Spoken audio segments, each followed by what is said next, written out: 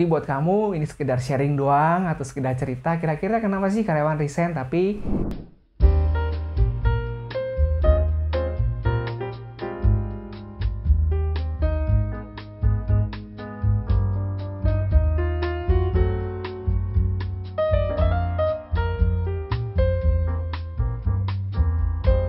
halo, welcome back to my YouTube channel. Thank you udah ngunjungin channel ini. Kali ini saya akan coba berbagi suatu cerita tentang kenapa sih karyawan itu resign dari suatu perusahaan. Tapi ketika saya buat video ini bukan berarti saya minta kalian supaya resign ya dari perusahaan kalian, tapi ya sekedar informasi aja atau suatu pengetahuan yang mungkin kalau kamu nggak tahu sebelumnya. Jadi berdasarkan observasi dan pengalaman pribadi, jadi saya ngelihat beberapa teman saya nih, saya juga melihat diri saya sendiri karena saya juga udah pernah resign. Nah, saya coba simpulkan 4 hal yang menyebabkan karyawan itu resign dari suatu perusahaan. Kira-kira apa aja ya? Sebelum kita bahas lebih banyak atau lebih detail, mungkin kalian bisa klik dulu tombol subscribe channel ini, biar channel ini bisa berkembang dan memberikan sesuatu yang menarik buat kamu. Oke? Oke, nah yang pertama, kenapa karyawan resign dari suatu perusahaan? Alasan paling umum dan klasik dan hampir semua orang mungkin punya alasan ini, yaitu masalah gaji. Jadi kalau masalah ngomongin tentang gaji, ini ngomongin suatu pendapatan. Jadi nggak sedikit orang tuh yang pindah ke suatu perusahaan lain, dari perusahaan A ke perusahaan B atau B ke C dan seterusnya, itu karena alasan gaji. Jadi mungkin ya si karyawan ini ngerasa, wah kenapa sih gaji saya di perusahaan ini segini doang, padahal saya di sini udah sekian tahun, dan teman-teman saya di perusahaan lain yang mungkin dia teman satu kuliah atau angkatan dengan kamu, gaji mungkin udah selisih banyak dan kamu tetap dinilai itu terus. Nah, itu bisa jadi suatu trigger untuk memicu resign. Nah, tapi yang paling umum atau paling jelas tuh ketika ketika kalian ngerasa bahwa apa yang kalian dapatkan dari salary and benefit saat ini itu nggak sesuai dengan yang kalian harapkan. Jadi kayak di usiaku yang sekian, dengan pengalamanku sekian, harusnya dapat salary segini dong, tapi kok cuma dapat segini doang. Akhirnya si orang ini tadi mencoba nih apply ke suatu perusahaan lain, dan ternyata perusahaan lain ngasih offering yang nilainya itu sesuai dengan yang dia harapkan. Nah, akhirnya dia resign deh ke perusahaan lain. Itu yang pertama, ngomongin tentang gaji. Jadi ya, ini lebih bicara tentang kayak standar gaji yang dia terima mungkin di bawah dari standar pada umumnya. Emang ada bang, ada beberapa perusahaan seperti itu. Jadi emang kayak starting gajinya rendah, terus kenaikan gajinya dikit. Akhirnya lambat laun ketika di-compare dengan perusahaan lain atau dengan industri jenis, dia tuh kayak di bawahnya itu. Akhirnya dia memutuskan untuk pindah gitu.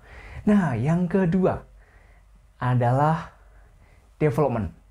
Development sebenarnya antara penting dan nggak penting ya, tapi buat teman-teman fresh graduate ini paling banyak banget alasan yang dipakai ketika ngerasa minim development atau ya nggak berkembang atau kurang berkembang ketika di perusahaan ini. Karena namanya fresh graduate ya, itu adalah masa-masa dimana dia tuh pengen mengeksplor dirinya, mengeksplor apa yang dia tahu ketika kuliah 4 tahun, terus digabungin sama yang ada di perusahaan, terus dikembangkan lagi.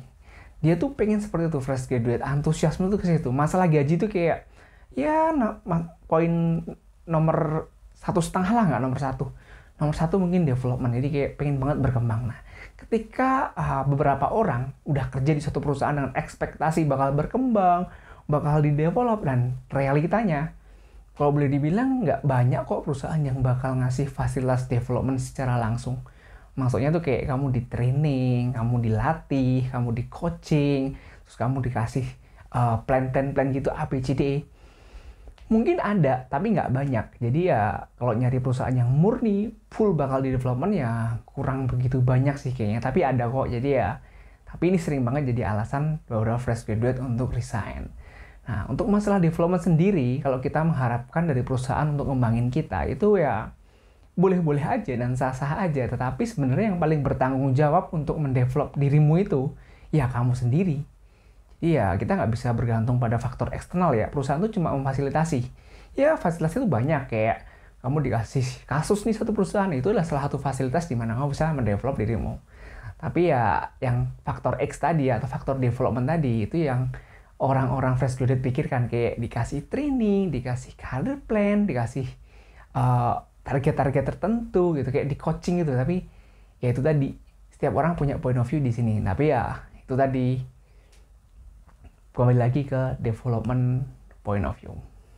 Nah, berikutnya yang ketiga. Yang ketiga adalah career path.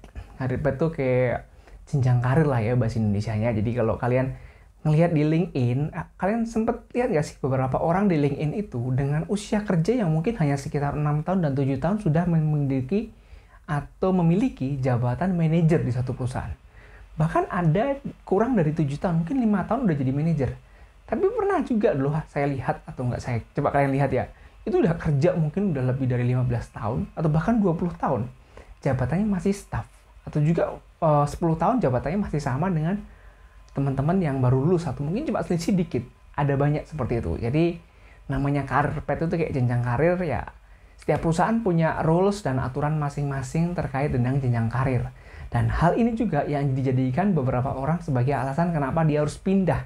Kenapa dia harus pergi. Karena mungkin dia jenjang karirnya udah mentok ya. Mau naik udah nggak bisa nih. Di atasnya ada bos dan bos itu harus naik dulu baru saya naik. Nah, ada juga seperti itu. Ada juga yang, wah di sini saya udah lama nggak naik-naik nih. Akhirnya saya pindah dong biar naik cepet gitu. Jadi jenjang karir itu juga mempengaruhi kayak semangat orang dalam mencari suatu opportunity di tempat lain. Tuh. Nah, yang keempat adalah personal reason. Personal reason atau alasan pribadi. Nah, alasan pribadi ini bukan alasan profesional, jadi banyak banget alasan pribadi di sini. Contohnya, kamu nggak suka sama bosmu. Yang kedua, kamu nggak suka sama teman kerjamu. Yang ketiga, kamu pengen kerja dekat sama rumah. Yang keempat, mungkin kamu pengen kerja dekat sama istrimu yang kerja di kota lain. Bisa juga. Yang kelima, mungkin kamu pengen berwirausaha. Jadi ini nggak ada alasan profesional apapun, tapi intinya alasan pribadi. Dan itu sah-sah banget dan diizinkan, karena nggak ada yang melarang dong. Itu adalah alasan personalmu dan itu hakmu untuk mengambil sebuah keputusan. Oke, itu tadi 4 hal yang paling banyak dijadikan alasan kenapa sih resign dari suatu perusahaan. Terlepas dari semua itu, sebenarnya alasannya tuh kalau kita mau gali lebih dalam tuh banyak banget akar-akarnya, tuh banyak banget faktor-faktornya.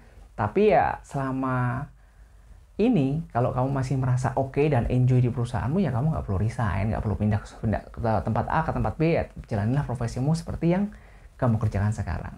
Karena kalau ngomongin resign tuh nggak gampang sih, agak berat, agak susah, karena banyak hal yang harus dikorbankan. Apalagi status saat ini udah permanen, terus kalian mau resign dengan status kontrak tuh kayak bener-bener high risk banget sih, kayak banyak resiko banget. Jadi buat kamu, ini sekedar sharing doang, atau sekedar cerita, kira-kira kenapa sih karyawan resign, tapi saya garis bawah ya, ini nggak menyuruh atau menggalakkan untuk resign bareng-bareng. No, enggak. Jadi ini sekedar sharing doang. Oke, thank you udah mengunjungi channel ini. Kalau kalian mau tanya-tanya terkait resign, syarat-syarat resign, atau apapun tentang resign, boleh diskusi di bawah, bisa boleh cerita-cerita doang, atau boleh sharing. Thank you udah mengunjungi channel ini, dan sampai ketemu lagi di video-video selanjutnya. See you next time.